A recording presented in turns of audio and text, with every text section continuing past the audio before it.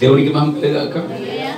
ఏంటంటే సువార్త ప్రకటించాలా, ప్రదర్శించాలా? ఏంటండి? సువార్తను ప్రకటించాలా, ప్రదర్శించాలా? ప్రకటించడం వేరండి, ప్రదర్శించడం వేరన్నమాట. హల్లెలూయా. దీనిపైన కొద్దిసేపు మీతో మాట్లాడతాం. దానికోసం వాక్యం చదువుకుందాం. దేవునికి స్తుతి కలుగాక. చూడండి, మొట్టమొదట యెహెజ్కేలు గ్రంథం 2వ అధ్యాయంకి వద్దాం. 2వ అధ్యాయము 4వ వచనం. వారు సిగ్గుమల్ల వారును కఠిన హృదయులై ఉన్నారు. వారి యొద్దకు నేను నిన్ను పంపుచున్నాను. వారు తిరుగుబాటు చేయువారు గనుక వారు వినునను వినకపోయినను తమ మధ్య ప్రవక్త ఉన్నాడని వారు తెలుసుకున్నట్లు ప్రభువు యెహోవా ఇలాగూ సెలవిచ్చుచుండని నీవు వారికి ప్రకటింపవలెను. దేవుడి వాక్యాన్ని దీవించును గాక. కూర్చోండి.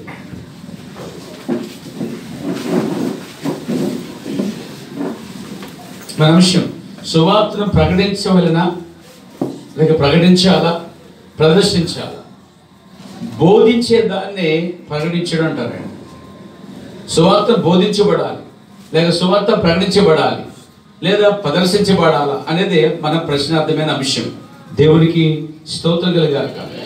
మనం చదువుకున్న వాక్యం మనం చూడండి. యెహెజ్కేలు గ్రంథం 2వ అధ్యాయంలో దేవుడైన యెహోవా యెహెజ్కేలు అనే ప్రవక్తను పిలిచాడు. పిలిచి, నరపుత్రుడా, నువ్వు పలానా వారి మధ్యకి వెళ్ళు. ఎవరి మధ్యకు తెలుసా అండి?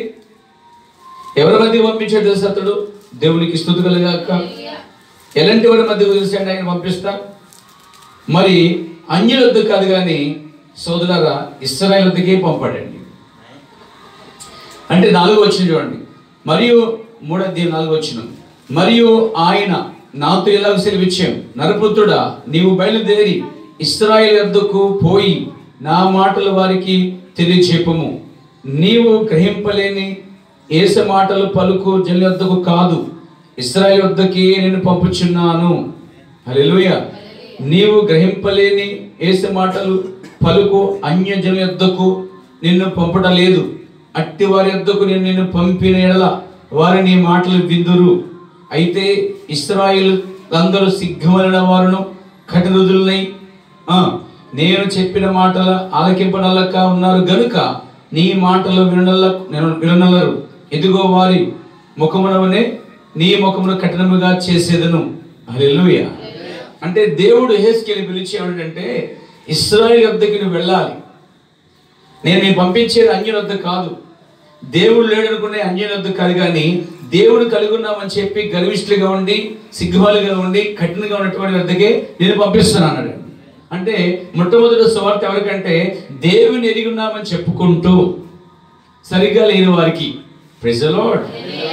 దేవుడు ఉన్నాడు మాకు అని చెప్పుకుంటూ ఇశ్రాయేలు ఏమన్నారంటే ఎలా ప్రవర్తించారంటే దేవుడని యెహోవా మాకు దేవుడుగా ఉన్నాడు అంతే, ఇంకెవరికి దేవుడు లేడు, మా దేవుడు అనుకున్న తప్ప వాళ్ళు దేవుడు అని చెప్పి ఉన్నారు తప్ప నామకరణంగా ఉన్నారు అంతే. ఏమాత్రం దేవుడు చెప్పిన పాటించట్లే, ప్రవక్తలు పాటించట్లే, ప్రవక్త మాట వినట్లే. కానీ మా దేవుడు మా చుట్టూ తిరుగుతాడులే, ఆయనకి ఏం పని లేదు ఆయన చుట్టూ తిరగడానికి.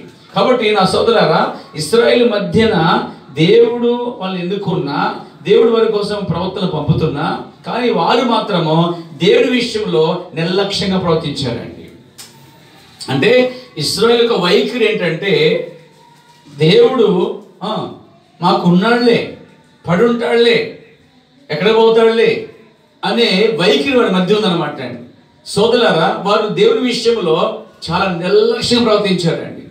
చాలా నిర్లక్ష్యంగా ప్రవక్తలను పంపినప్పుడు నిర్లక్ష్యముగా, సువార్తను చెప్పినప్పుడు నిర్లక్ష్యముగా, దేవుడు చేసే కార్యాలు కళ్ళారా చూసుకోవడం మర్చిపోయి మళ్ళీ దేవుడి మీద సనగటం, సేవకుల మీద సనగటం, ఇలాంటిది ఇశ్రాయేలు మధ్య చాలా భయంకరమైన పరిస్థితులు ఏర్పడ్డాయి. పాత నిబంధనలో ఇశ్రాయేలు యొక్క వైఖరి ఏ మాత్రం బాగోదండి. అయినా దేవుడు వారిని సహిస్తూ ప్రేమిస్తూ వారి కొరకు వాగ్దానం చేసినట్టు భూమిని ఇవ్వడానికి దేవుడు వెనకాడలేదు, కానీ దేవుడు తన వాగ్దానం చేతిలో నమ్మదగిన వాడిగా ఉన్నాడు. అయితే ఈరోజు దేవుడు తన వాగ్దానం బట్టే వారికి ఆదేశం ఇచ్చాడు తప్ప వాళ్ళకి నీతికరం బట్టు మంచితనం బట్టు కాదు, కానీ కేవలం దేవుడు కృప ద్వారా మాత్రమే ఆ దేశాన్ని వారికి ఇచ్చాడు. అదే విధంగా ఈరోజు మరి అన్యుడైన మనకు కూడా దేవుడు తను బయలుపరుచుకున్నాడు, ప్రవర్తన ఇచ్చాడు, వాక్యం ఇచ్చాడు. ఆమేన్. అన్నీ బయలుపరిచాడు, ఎన్నో అద్భుతాలు చేస్తున్నాడు. అయితే ఇశ్రాయేలు వైఖరి మళ్ళా మన మధ్య కనిపించకూడదు. ఆమేన్. దేవునికి స్తుతి కలుగాక. ఈరోజు చాలా మంది వర్తమానంలో ఉన్నాం, మాకు ప్రవక్త ఉన్నాడు అంతే, ఉన్నాడు, వాళ్ళకి లేడు, మాకు ఉన్నాడు అని చెప్పుకుంటారు కాదు. కానీ ప్రవక్త మాటలు బట్టి భక్తి చేయడానికి ముందుకు వెళ్ళడానికే దేవుడు ప్రవక్తను పంపాడు. దేవునికి స్తుతి కలుగాక. కాబట్టి ఇశ్రాయేలు ప్రజలు పేరుకి దేవుని యెహోవా ప్రజలుగా ఉన్నారు, కానీ దేవునికి ఇష్టలుగా వారు జీవించలేదండి. ఇక వాక్యం ఉంది బైబిల్లో, చూడండి. అరణ్యంలో దేవుడు వారికి మన్నా ఇచ్చాడు, నీళ్ళు ఇచ్చాడు, అవునా, ప్రవక్తను ఇచ్చాడు, అగ్నిస్తంభం ఇచ్చాడు, ధర్మశాస్త్రం ఇచ్చాడు, గొర్రెపిల్లను ఇచ్చాడు, అవునండి. వారికి మేఘస్తంభం ఇచ్చాడు, అగ్నిస్తంభం ఇచ్చాడు. ఇవన్నీ ఇచ్చిన వారు ఆ కార్యాలన్నీ మర్చిపోయారు. వాళ్ళ వైఖరి ఏమాత్రం కూడా మంచిగా ఉండదు. దేవునికి స్తుతి కలుగాక. ఇంకా చెప్పాలంటే అరణ్యంలో వారు బయలుదేరుతున్నప్పుడు వారు బాప్తిస్మం కూడా పొందారండి. వింటున్నారా? అర్థమైందండి. వారు మేఘములో సముద్రంలో బాప్తిస్మం పొందారు, బండ నుంచి నీళ్లు త్రాగారు. వాక్యం చెప్తుంది చూడండి, పేరు 1 కొరింథీ పత్రిక. దేవునికి స్తోత్రం కలుగాక. 10వ అధ్యాయము మొదలు చదువుతున్నాను. సహోదరులారా, ఈ సంగతి మీకు తెలియకుండా ఇష్టం లేదు.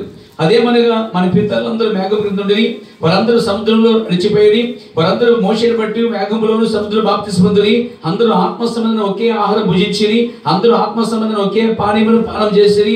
ఎలా అనగా తమను వెంబడించిన ఆత్మ సంబంధమైన బండలను త్రాగిరి, ఆ బండ క్రీస్తే. అయితే వారిలో ఎక్కువ మంది దేవునికి ఇష్టలుగా ఉండకపోయారు గనుక అరణ్యములో సంహరింపబడిరి.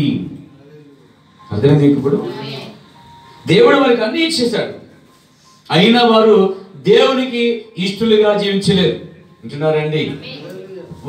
వారి వైఖరి ఎలా ఉందో ఈ రోజు కూడా క్రైస్తవులు, అన్యులైన క్రైస్తవుల వైఖరి కూడా అలాగే ఉందండి.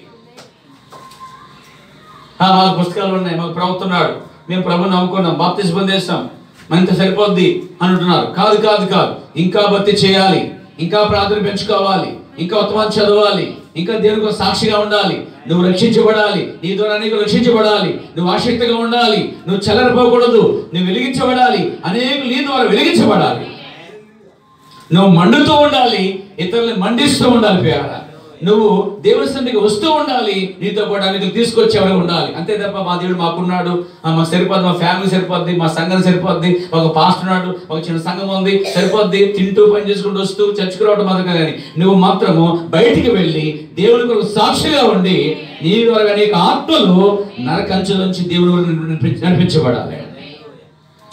ఇశ్రాయేలు వైఖరి ఏంటంటే ధర్మశాస్త్రం, యాజకుడు, చర్చి, పని, ఇదే వైఖరి అండి. ఈరోజు క్రైస్తవుడు ప్రవక్త, వర్తమాన పుస్తకం, బైబిల్, ప్రార్థన, ఫ్యామిలీ, తర్వాత పనికి, భోజనాలు, పడుకుంటారు. అంతే. ఇంతేనా? ఇంతే. దీనికోసమే దేవుడు రక్షిస్తే మనల్ని? కాదే. నీ ద్వారా, నా ద్వారా వేల ఆత్మలు, వందల ఆత్మలు మన చుట్టూ నశించిపోతున్నాయి. పేర వారు నరకంచుకు వెళ్ళిపోతున్నారు, తప్పుడు మార్గం పోతున్నారు, ఆచారాల్లోనికి, సిద్ధాంతంలోనికి, వాక్యము కాని మార్గంలో ప్రజలు వెళ్ళిపోతున్నప్పుడు నువ్వు వారికి ఎలా ఉండాలంటే ప్రకటించే ఒక బైబిల్ వలె ఉండాలి. ఇశ్రాయేలు వైఖరి అలా ఉన్నప్పుడు దేవుడు హెచ్కేలు చెప్తున్నాడు చూడండి, ఏమన్నాడు? వారి మధ్య వారు విన్నాను వినకపోయినను, ప్రైజ్ గాడ్, ప్రజలు విన్నా వినకపోయినా వారి మధ్య ప్రవక్త ఉన్నాడని వారికి ప్రకటించమన్నాడండి. అంటే ప్రజలు వినకపోయినా, నమ్మకపోయినా, వినకపోయినా, తిరుగుబాటు చేస్తున్నా వెళ్ళి వారికి ఏం చెప్పాలి?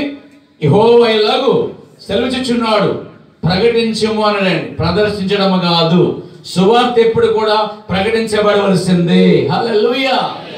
యెహెజ్కేలు వారి మధ్యకి వచ్చాడు. ఎలాంటి వారండి వాళ్ళు? యెహెజ్కేలు ఏం చెప్పినా కూడా యేసు మాటలు గ్రహించేటువంటి వారట వాళ్ళు. గ్రహింపు లేని వారు కాదు వాళ్ళు, బైబిల్ తెలియని కాదు వాళ్ళు, బైబిల్ తెలిసిన వాళ్ళే. అలాంటి బాగా ఆరితేరిన వారికి దేవుడు ఒక ప్రవక్తను పంపాడు, అతడు యెహెజ్కేలు. ఆమేన్.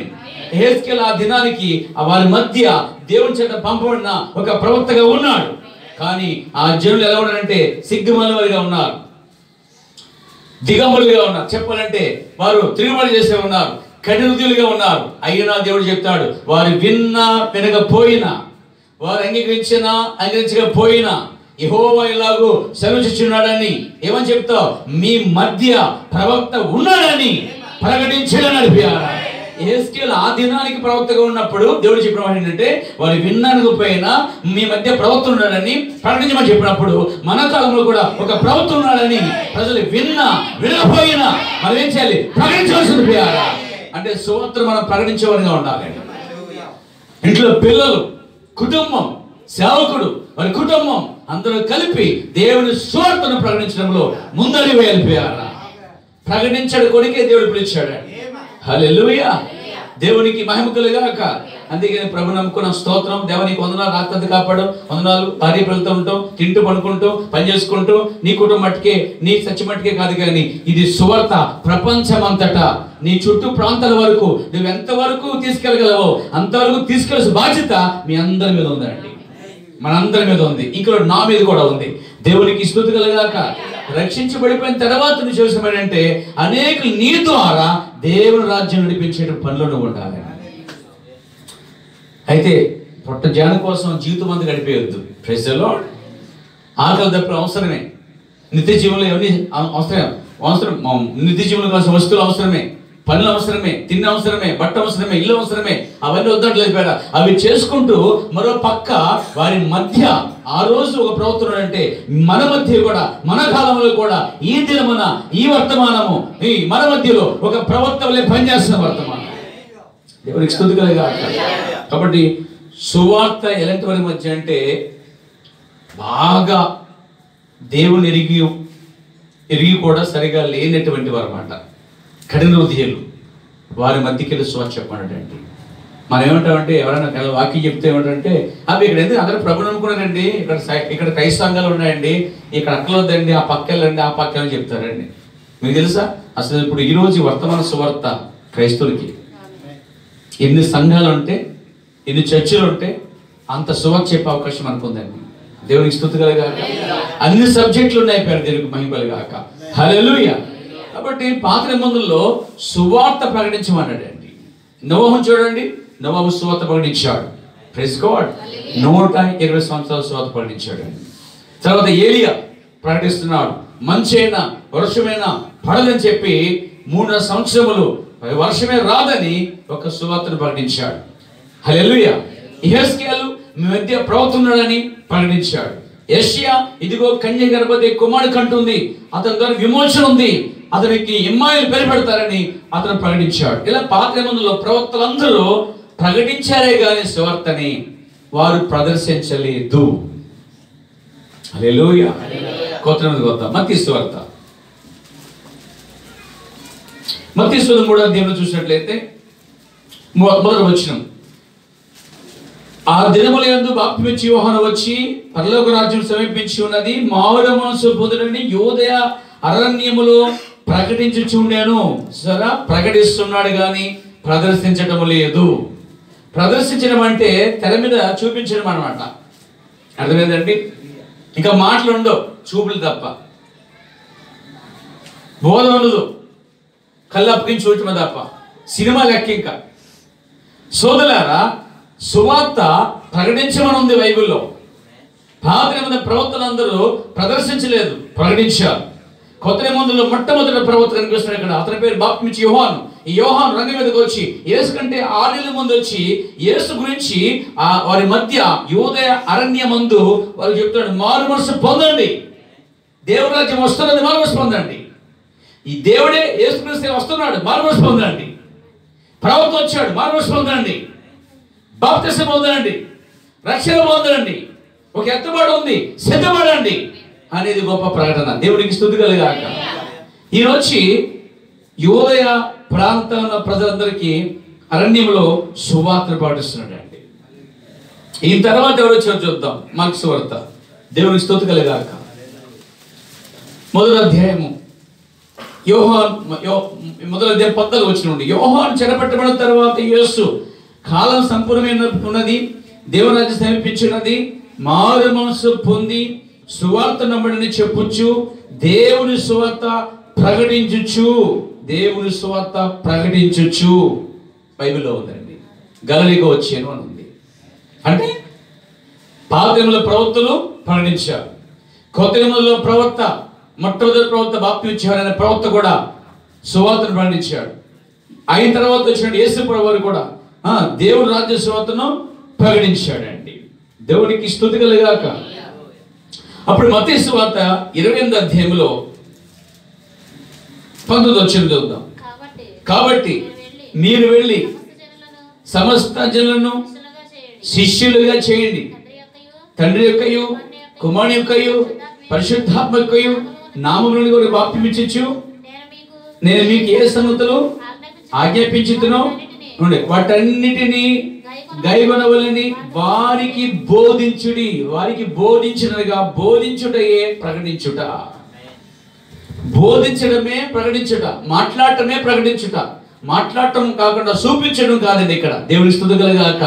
మాట్లాడాలి అనగా సువార్తను బోధించాలి, సువార్తను ప్రకటించాలి. సువార్తను ప్రకటించమని ప్రభు చెప్తున్నాడు. మీరు వెళ్ళి సర్వలోకానికి సువార్తను ప్రకటించుడి. లూకా సువార్త చూద్దాం. మార్కు సువార్తలోనే మరొక వాక్యం, చివరి వాక్యం. మార్కు సువార్త 16వ అధ్యాయము 15వ వచనం. మరియు మీరు సర్వలోకములకు వెళ్ళి సర్వ సృష్టికి సువార్తను ప్రకటించుడి. ఏమన్నాడండి? సువార్తను ప్రకటించండి.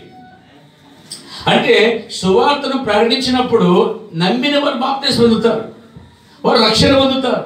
నమ్మని వారు ఏమవుతారు? శిక్ష పొందుతారు. కాబట్టి సువార్త అనేది ప్రకటించబడాలి. ఆమేన్. దేవునికి స్తుతి కలుగాక. బైబిల్ అంతట్లో మనం చూస్తున్నాం, సువార్త ప్రకటించాలంటే మొట్టమొదట ఎవరంటే దేవుని సేవకులే దాన్ని ప్రకటించాలి. ఉదయం చెప్పాను, బెత్లెహేములో ఆయన జన్మించినప్పుడు, ఆమేన్, పశుత్వట్లో ఆయన పడుకున్నప్పుడు చిన్నప్పుడు మరి మొట్టమొదటి దూతలు ఏం చేశాయంటే ఆ పొలములో ఉన్న కాపరులకు చెప్పగా పొలములో ఉన్నటువంటి ఆ కాపరులు వచ్చి చూచి వారంటే ప్రచారం చేర్చి ఉంది బైబిల్లో. లూకా 2వ అధ్యాయం చూస్తాం, చూడండి. 17 వచ్చిన వారు చూచి ఈ శిశువు గురించి తమతో చెప్పిన మాటలు ప్రచారం చేసేది. ప్రచారం చేయటము, బోధించడం, ప్రకటించడం, మాట్లాడటం, ఇదంతా కూడా ప్రకటించుడై ఉన్నది. హల్లెలూయా. అంటే వాళ్ళు ప్రదర్శించలేదు, ఏం చేసేపండి? ప్రకటించారు. దేవునికి స్తుతి కలుగాక. మొట్టమొదట ఆయన గురించి ప్రకటించిన కొత్త నిబంధనలో మరి ఇక్కడ ఆయన పుట్టిన తర్వాత ఆయన పుట్టి గురించి ప్రకటించిన ఆ సువార్తకులు ఎవరంటే, ఆ సేవకులు ఎవరంటే గొర్రెలు కాపరులై ఉన్నారు. కాబట్టి మన రోమపత్రిక 10వ అధ్యాయం ఒక వాక్యం చూద్దాం. రోమపత్రిక 10వ అధ్యాయం 14-15 చూద్దాం. 14-15 చూద్దాం. దేవునికి స్తుతి కలుగాక.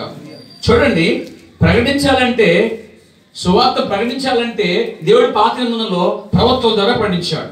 కొత్త నిబంధనలో ప్రవక్తల ద్వారాను, అపోస్తలుల ద్వారా, కాపరుల ద్వారా, సువార్తికుల ద్వారా, అపోస్తలుల ద్వారా ఆయన సువార్తను ప్రకటించాడు. ఆమేన్.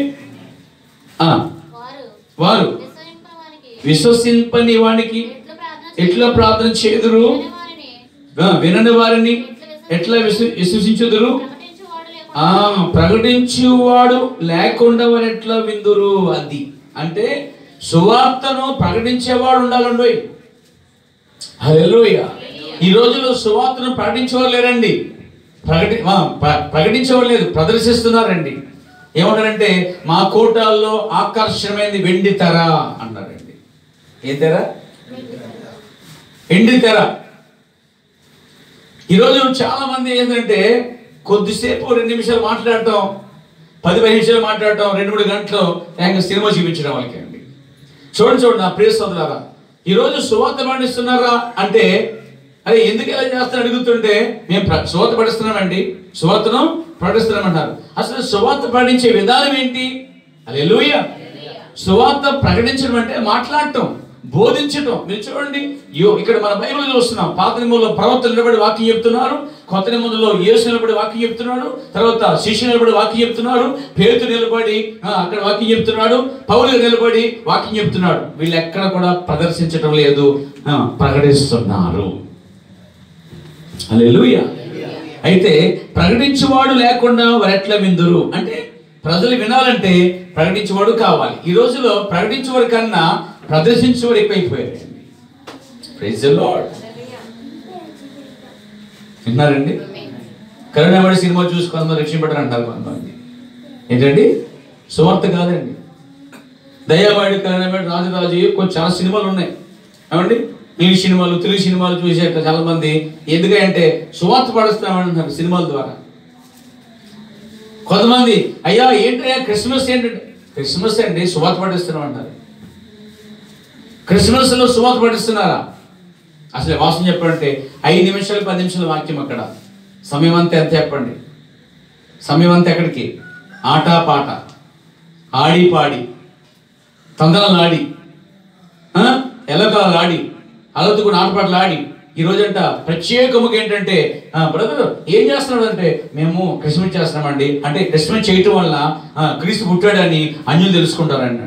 అసలు క్రీస్తు పుట్టినప్పుడు మరి ఆ గొర్రెలు కాపర్లు ఆ విధంగా చేశారా? వారు ఏం చేశారు? చూచి వెళ్ళి ప్రచారం చేశారండి.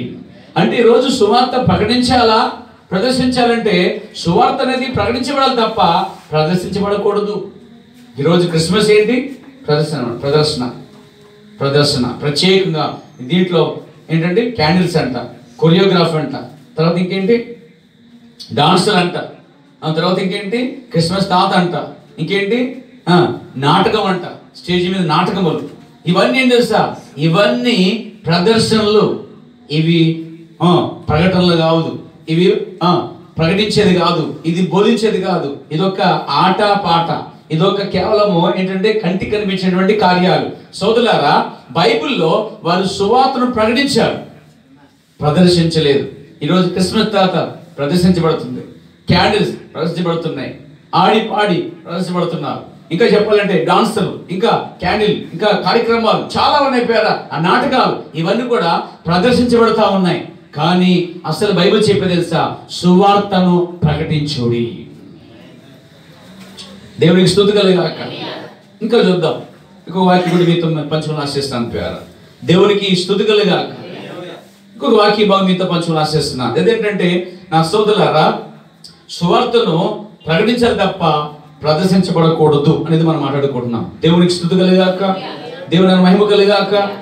చూడండి, అపోస్తలుడైన పౌలు చెప్పినటువంటి సువార్త భాగంలో ముఖ్యమైన అంశాలండి అవి. మొదటి కొరింథీ పత్రిక 15వ అధ్యాయంలో మీరు చూసినట్లయితే అపోస్తలుడైన పౌలు గారు సువార్త సారాంశాన్ని చెప్తున్నాడు. అంటే తన యొక్క బోధ సారాంశాన్ని. హల్లెలూయా. 3వ వచనం, నాకు ఇయ్యబడిన ఉపదేశము మొదట మీకు అప్పగించితిని. నేను ప్రకటిస్తున్నది కానీ ఉపదేశము కానీ, హల్లెలూయా, నాకు అప్పగించబడిన దాన్ని ఏం చేస్తున్నానంటే ఇదిగో అదేమనగా లేఖనుల ప్రకారం క్రీస్తు మన పాపం నిమిత్తము మృతి పొందేను. హల్లెలూయా.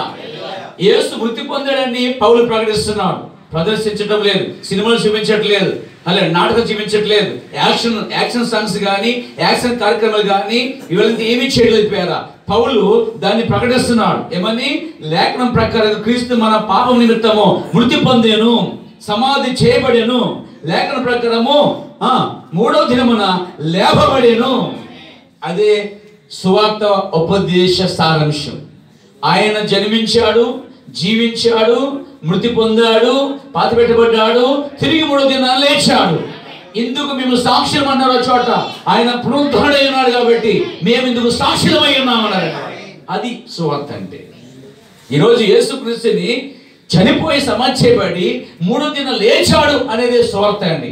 పుట్టాడు అనే దానికన్నా చనిపోయి సమాధి చేయబడ్డాడు, నువ్వు మారుమనసు పొందు, రక్షణ పొందు, ఆయన త్వరగా వస్తున్నాడు అనేది గొప్ప సువార్త అండి.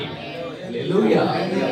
కాబట్టి సువార్త ప్రకటించబడాలి, కానీ ఈరోజు ప్రదర్శించబడతా ఉన్నాయి. సో ఇంకా వాక్యం మీతో మేము పంచుకున్నాను. గల్తీ పత్రిక 1వ వచనం 15వ వచనం, 1వ అధ్యాయం 15వ వచనం, 1:15 అమ్మా. రైట్.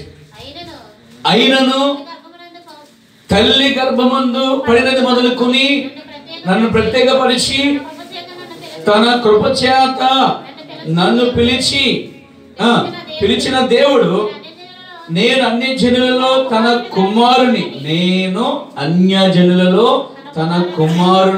ప్రకటింపవలనని అని ఉందండి. అంటే యేసుక్రీస్తు అన్యజనులకి కుమారుడిగా ప్రకటించవలసిన ప్రకటన ఇక్కడ చేస్తాడండి ఆయన. పౌలు ఏమంటాడంటే, నన్ను తల్లి గర్భంలో ప్రత్యేకపరిచాడు ఆయన, పిలిచాడు ఆయన. ఆమేన్. ఎందుకు పిలిచాడు అంటే అన్యజనులలో తన కుమారుని ప్రకటించాలని. అంటే యేసు దేవుని కుమారుడని పౌలు అన్యజనులకి ప్రకటించాడండి, ప్రదర్శించలేదు. ఈ నాటకాలు, క్రిస్మస్ నాటికలు ప్రదర్శన, క్రిస్మస్ కార్యక్రమాలు ప్రదర్శన.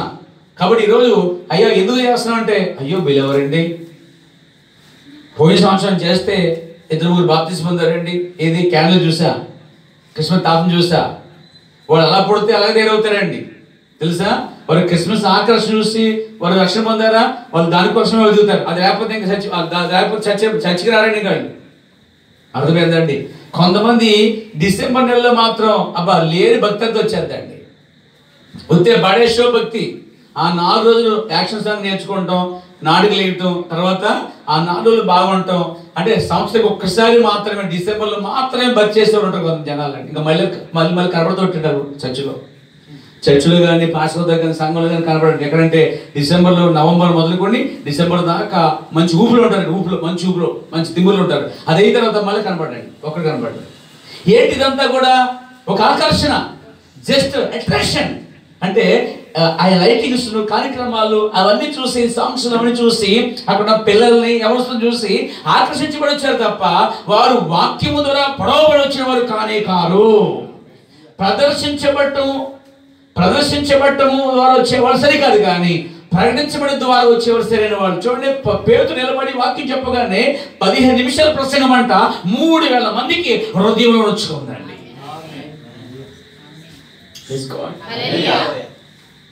ఫిలిప్పీయులకు సువార్త ప్రకటించాడు. ఎవరికి? నపుంసకుడికి. ఇలా బైబిల్ అంతలో కూడా మనం చూస్తాం, పాత కొత్త నిబంధనలో వారందరూ కూడా సువార్తను ప్రకటించారు తప్ప ప్రదర్శనలు లేవు. ఈరోజు డిసెంబర్ నెలంతా కూడా మనకు కనబడేది క్రిస్మస్ పేరట గొప్ప ప్రదర్శన జరుగుతున్నాయి, ప్రదర్శనల పేర. అయితే ప్రదర్శించబడాలా సువార్త, ప్రకటించబడాలంటే బైబిల్ చెప్తుంది సువార్తను ప్రకటించుడి. ఏ విధంగా ప్రకటించాలి? చూపించమన్నాడా, మాట్లాడమన్నాడా, బోధించమన్నాడా, ప్రకటించమన్నాడంటే ఆయన ప్రకటించమన్నాడు కానీ చూపించమంటలేదు. హల్లెలూయా. కాబట్టి వెండి తెర కోటాలు, అర్థమైందండి, మా యొక్క కోటలకు వస్తే తెర మీద చూపిస్తామంటారు. హల్లెలూయా. మరి క్రిస్మస్కి వస్తే చాలా కార్యక్రమాలు మీరు తిలకించాలి, చూడాలి, ఆనందించాలంటున్నారు పేర. వాస్తవానికి ఆనందించడం అది సువార్త ప్రకటించినప్పుడు పశ్చాత్తాపడాలి, పాపాలు ఒప్పుకోవాలి, నీతిని గురించి, పాపం గురించి పరిశుద్ధాత్మ ప్రజల్ని ఒప్పింపు చేసేది దేవుని స్వార్థంగా. అది పొడవబడినప్పుడు సున్నతి జరిగింది అనమాట. చెవులు ఎందును హృదయమందు సున్నతి అనేది కత్తితో కనబడుతుంది. వాక్యం కటకంతో కొయ్యబడినప్పుడు, పాపాలు ఒప్పుకున్నప్పుడు పశ్చాత్తాపడటం అనేది అది సువార్తలో జరిగే కార్యం అండి. సువార్తలోనే వారు పట్టబడ్డారండి. హల్లెలూయా. ఒక ఆయన చాలా గట్టిగా ప్రసంగం చేశాడు 3 దినాల తర్వాత.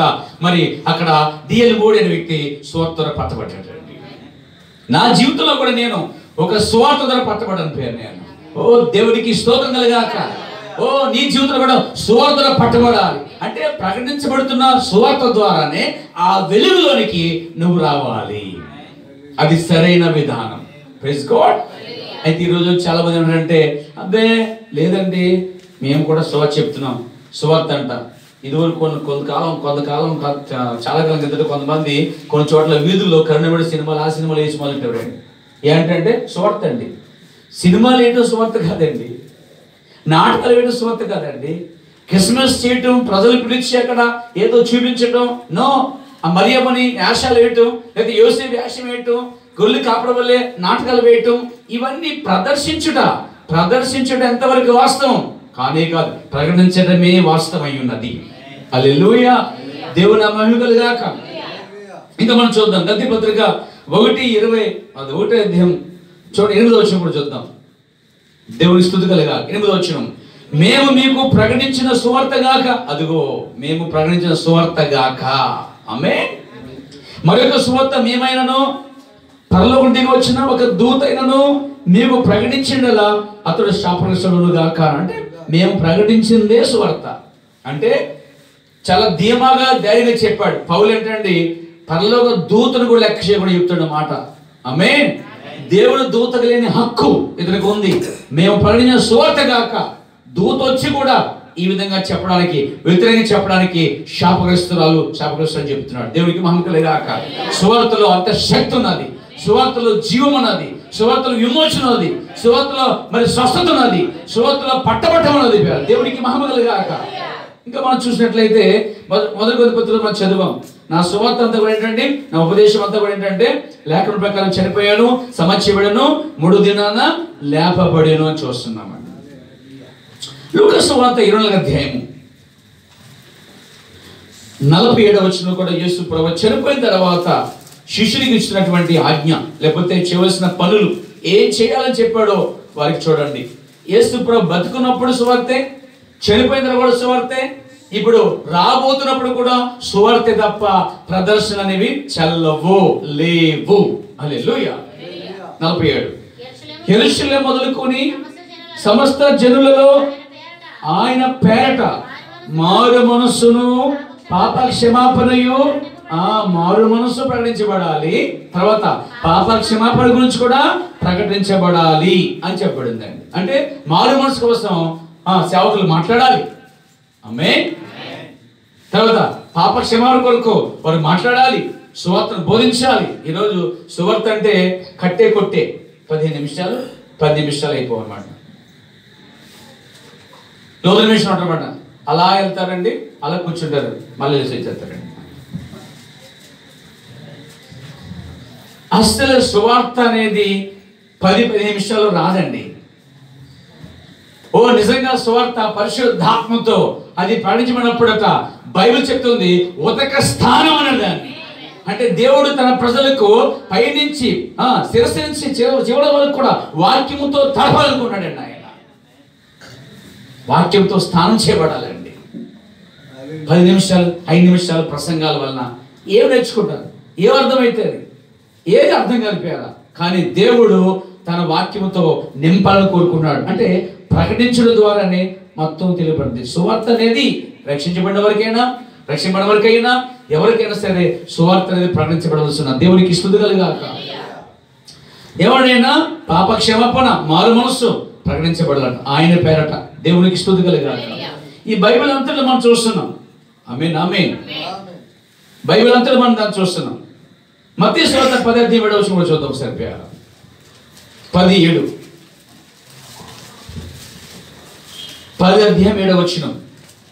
చూడండి. పరలోక రాజ్యం సమీపించినది, పరలోక రాజ్యం సమీపించినదని ప్రకటించండి అన్నాడండి. రోగులు స్వస్థపరచబడతారు, ప్రకటించబడండి. అంటే విశ్వాసం ప్రకటించబడాలి, మారు మనసు ప్రకటించబడాలి, సిలువ ప్రకటించబడాలి, ఆయన మరణ పునరుత్థానములు ప్రకటించబడాలి, ఆయన రెండవ రాకడ ప్రకటించబడాలి. ఈ రెండో రాకడ మధ్య ఏలియా రాకడ ఒకటి ఉన్నది, ప్రకటించబడాలి. హల్లెలూయా. సువార్త రాజ్యం సమీపించినదని వారికి ప్రకటించండి. దేవునికి స్తుతి కలుగాక. దయ్యాలు పోతాయని ప్రకటించండి, వ్యాధులు పోతాయని ప్రకటించండి. ఆయన నిన్న నేడు నిరంతరం ఏకరీతిగా ప్రకటించండి. ఆయన తన ప్రవక్తలను పంపాడని ప్రకటించండి. మనం తప్పించుకునే నరకం ఉంది, మనం చేయాల్సిన పర్లకు ఉందని ప్రకటించండి అన్నాడండి. నా ప్రియ సోదరులారా, సువార్త ప్రకటించమని చెప్పాడు బైబిల్లో. చూడండి, పాత నియమంలో చూసాం, కొత్త నియమంలో చూసాం. యేసుక్రీస్తు రాకడ ముందు, మొదటి రాకడ ముందు, తర్వాత ఆయన చనిపోయిన తర్వాత శిష్యుల తర్వాత ఇప్పుడు రెండో రాకడ ముందు, second coming, before second coming, రెండో రాకడ ముందు కూడా సువార్త తప్ప ప్రదర్శించడం అనేది ఎక్కడ మనకి కనిపించడం లేదు. హల్లెలూయా, హల్లెలూయా. మనం చూస్తున్నాం పేరు మార్కు సువార్త 16:20 కూడా చదువుతాం ఒకసారి. మనం మార్కు 16:20 దేవుని నామమున మహిమ కలుగాక. చదవండి. 16:20 వారు బయలుదేరి వాక్యమంతటా ప్రకటించిరి. ఎక్కడికి వెళ్ళినా శిష్యులు వాక్యాన్ని ప్రకటిస్తున్నారు తప్ప ప్రదర్శించడం లేదనే మాట మీరు గ్రహించారా? అందుకని ఏం చేయాలి? సువార్త అనేది ఏం చేయాలి? ప్రకటించబడాలి తప్ప ప్రదర్శనలు కాదు. మా ఈదులో కరుణామణి సినిమా అతను 2 అనకూడదండి. మా ఊరిలో క్రిస్మస్ చేస్తున్నారు, అందరూ చూడటానికి వెళ్దామా? చుట్టలు తాగుతూ గొల్ల కాపర్లు నాటకం వేస్తారంట. పాస్టర్ గారి క్రిస్మస్ తాతయాసం వేస్తాడని చూద్దామండి. ఎంత దరిద్రమైంది. ఎలా తయారైందంటే ఈరోజు మొత్తం పాస్టర్ పిల్లలు వాళ్ళంతా కలిపి అంటే క్రిస్మస్ తాత వేసేస్తున్నారు, చూద్దామని ఎలాగేస్తున్నారు, చూడటం పోతున్నారండి. సువార్త ప్రకటించబడాలి తప్ప ప్రదర్శించబడకూడదనే విషయం మనం చూస్తున్నామండి. దేవునికి స్తుతి కలుగాక. ఆమేన్, హల్లెలూయా. అపోస్తల కార్యముల గ్రంథం 4వ అధ్యాయం 1వ వచనం చదువుదాం. ఈరోజు 4 వచనం.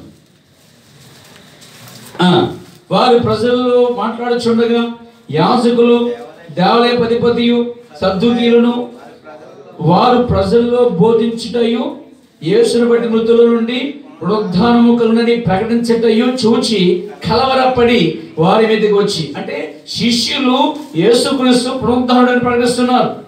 అప్పుడు సద్దూకీయులు యాజకులు వారి మనసులో కలవరం ఏర్పడిందండి. కలవరం. ఆమేన్, ఆమేన్.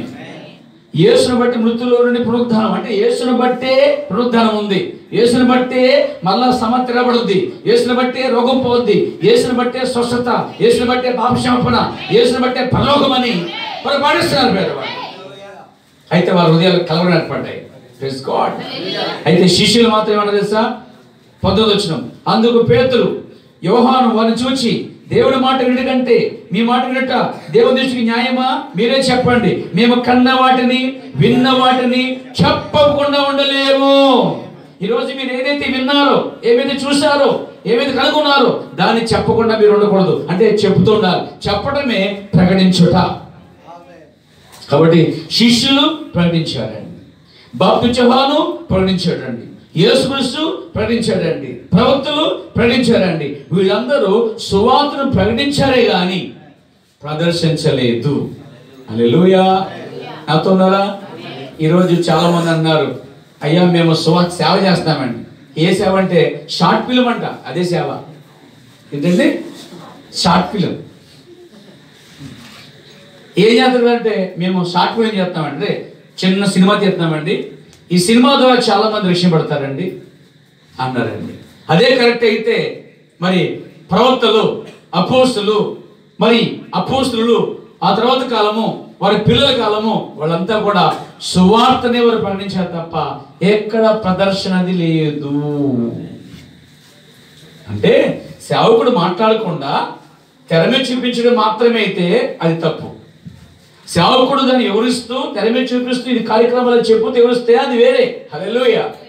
బోధ లేకుండా కేవలం చూచుడే అంటే అది కరెక్ట్ కాదండి. Praise God. మేమేం చేస్తామంటే మేము షార్ట్ ఫిల్మ్ చూద్దామండి. మాది ప్రత్యేక ఛానల్ అండి. మాది ఏంటంటే ఈ ఛానల్లో యేసుప్రభు కోసము, సువార్త కోసము ప్రత్యేకంగా అందులో మన నాటకాలు బోల్డ్ షార్ట్ ఫిల్మ్ ఉన్నాయి క్రైస్తవ సంఘాల్లో. అది ప్రతి సంఘం షార్ట్ ఫిల్మ్ చేస్తాను. ప్రతి సంఘం షార్ట్ ఫిల్మ్. ఏంటంటే షార్ట్ ఫిల్మ్ అంతే. షార్ట్లే ఏంటంటే షార్ట్ ఫిల్మ్ ద్వారా రక్షింపడిపోతాం. తప్పు తప్పు, అది కరెక్ట్ కాదు. అసలే బైబిల్ చెప్తుంది సువార్త ప్రకటించాలి తప్ప ప్రదర్శించడం అనేది కరెక్ట్ కాదు. అది మానవ తలంపు, మానవ ఆలోచన. కానీ దేవుడు తన సేవకుల ద్వారా సువార్తను ప్రకటించాడు, ప్రకటిస్తూనే ఉన్నాడు. ఆయన సేవకులు పంపించాడు, ప్రవక్తలు పంపించాడు, బోధకులు పంపించాడు. ఆయన ఈ తరం కూడా దేవుడు ఒక ప్రవక్తని ప్రపంచమంతటా తిరిగి రావడానికి ఆయన తన వాక్యముతో ఒక సువార్తతో ప్రకటించడానికి దేవుడు ఒక ప్రవక్తను పంపాడిపోయారు. ఇప్పుడు ఆ ప్రవక్త చెప్పిన వర్తమానాన్ని తిరిగి నేను ప్రకటించుచున్నాను. మనం దాన్నే ప్రకటించవలసిన బద్దులమై ఉన్నాం. ప్రదర్శించడం పక్కన పెట్టి ఈ రోజుల్లో ప్రకటించడమే ప్రాముఖ్యమైన భాగమై ఉన్నది. సువార్త విని రక్షించబడాలి తప్ప నేను సినిమా చూసి రక్షించబడ్డాను, నేను సాక్షిని చూసి రక్షించబడ్డా అనే మాట వాస్తవం అనేది కాదు. దేవుని విధానము కాదు, అది సాతాను విధానము, లేదా అది మోసము. దేవుని విధానం ఏంటంటే సువార్త ప్రకటించబడటం, ప్రజలు పట్టబడటం, వేదిక ఎదురు పిలువబడటం, వారు పట్టబడటం అనేది ప్రాముఖ్యమైన కార్యం. కాబట్టి సువార్త ప్రకటించబడాలి, ప్రదర్శించబడటం అనేది 100% తప్పండి. కాబట్టి ఈరోజు చాలా మంది ఈ యూసీ వాళ్ళు చాలా మంది షార్ట్ ఫిల్మ్ చేస్తారు, మొత్తం తీసి తెగ చూపించేస్తారు, తెగ అప్లోడ్ చేస్తారు షార్ట్ ఫిల్మ్. సోదరుగా అక్కడ నాటకాలు, యాక్షన్స్, అక్కడ ఏదో సీరియస్గా నటించుతాలు, ఇది సువార్త అనబడదండి కదా. అక్కడ నిలబడి వేదిక మీద పులిపుడి నుంచి వాక్యం చెప్పడం అనే దాన్ని ప్రజలు వేదిక మీద ఎక్కి వేదిక మీద ఉండి సేవకుడు ప్రజలకు వాక్యం చెప్పడం అనేది సువార్త పాటించుట. కాబట్టి మనం సువార్త పాటిస్తున్నాం, మనం ప్రదర్శించడం లేదు. దేవుడు మనం దీవించారు గాక. ప్రార్థన చేస్తాం. ప్రేమ నమ్మగల ప్రియ పరమ తండ్రి, పరిశుద్ధుడైన దేవ, ఈ రాత్రి దేవ సువార్త ప్రకటించుట లేక ప్రదర్శించడం దాన్ని మీరు మాట్లాడుకునే కృపకి ఇచ్చారు దేవ. అవును, నిజంగా లోకం చూస్తుంటే లోకమంతా కూడా ప్రభువ ప్రదర్శించడంలో మునిగిపోయారు ప్రభువ. అయితే మీరైతే నైనా ప్రదర్శించడం కాదు కానీ సువార్త అనేది ప్రకటించబడి అనేది లేఖనాల ద్వారా ఎన్నో లేఖనాలు మాకు చూపించారు. లేఖనమును నమ్మి దాని ప్రకారంగా విసర్జించి సాగిపోయే భాగ్యం దయచేయండి. దాన్ని మాత్రమే చేసేవారు చేయను. ఆయన ప్రవక్తలు దాన్ని ప్రకటించారు. ఓ దేవ, మరి పౌలు దాన్ని ప్రకటించాడు. ఓ మేము చూస్తున్నాం ప్రభువా, నిజంగా ఈ సువార్త అనేది ప్రకటించబడాలని వాస్తవమని మేము నమ్ముతున్నాం ప్రభువా. ప్రదర్శనని పక్కన పెట్టి సువార్త వైపే మా హృదయాలు ఎల్లప్పుడూ ఉంచమని, మరి అనేకుల్ని సువార్త వైపు తిప్పినట్టుగా మమ్మల్ని వాడుకోమని యేసుక్రీస్తు నామములో ప్రార్థిస్తున్నాను. ఆమేన్.